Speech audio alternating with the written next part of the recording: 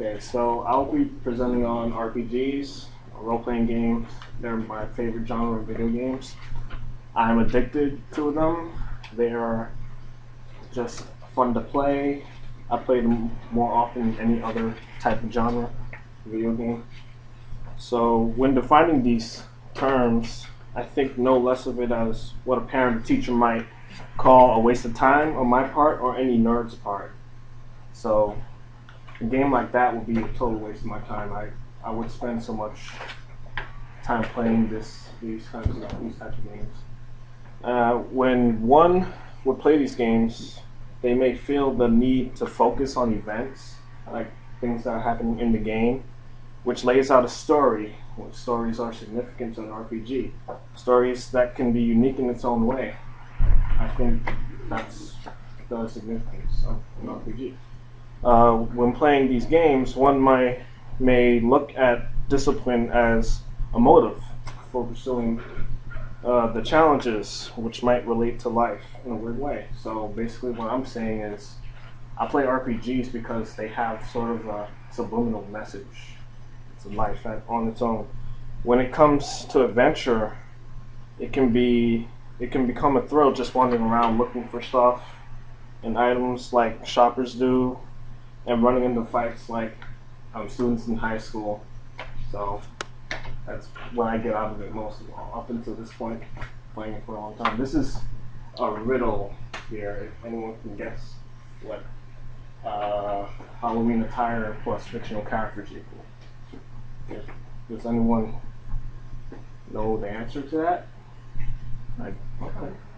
Well, you'll find out in the next slide when it comes up. So the answer is cosplay. So the letters in yellow are standing for the word cosplay. So these are just characters from video games and pictures of people dressing up as them. So it's really just an influential thing, RPGs. They really stand for a lot. So it's usually meant for everyone. By everyone, I mean from children, from kids to adult, but teens especially, since they're like the best players for RPG games. And yeah, I'm one of them. So these are just some of the attributes for video games. You usually have fights you get into, versus, that's the VS, and victory. You win a fight, you level up, you sometimes get a game over, and you win some, you lose some, and the perpetual clock stands for waste of time. So you really don't care about the clock, or you don't care about the time when you're immersed in your game. You're looking at the screen, you're so focused, you so want to just get past the bosses, get past the levels, that you don't even care that it's dinner time, and you just skip it. So most likely what I'm saying is that RPGs can, or will, depending on how you interpret, or if you're a gamer or non-gamer, when you have friends that are gamers and you see them addicted to it or something, most likely could put you somewhere and can cause or equal, depending on how you interpret or something. Yeah, I'm still waiting. I should have made those shorter. Like I'm saying, reading.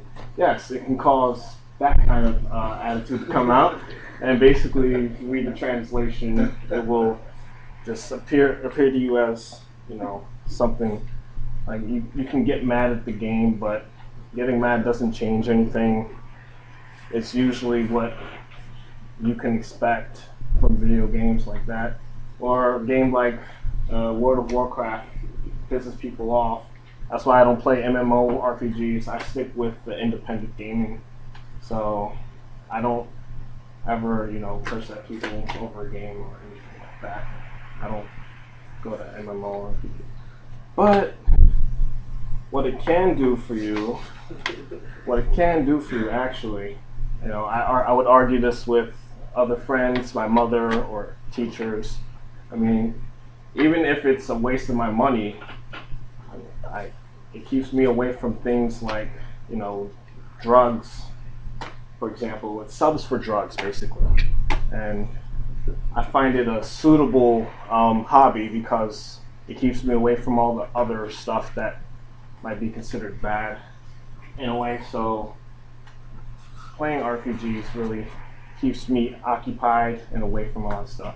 And if I might say that it teaches myths, RPGs in particular, I would tell you that the first image, the Tower of Babel, related to Hebrew myth, and the image next to it is Tower of Babel from the video game and the others.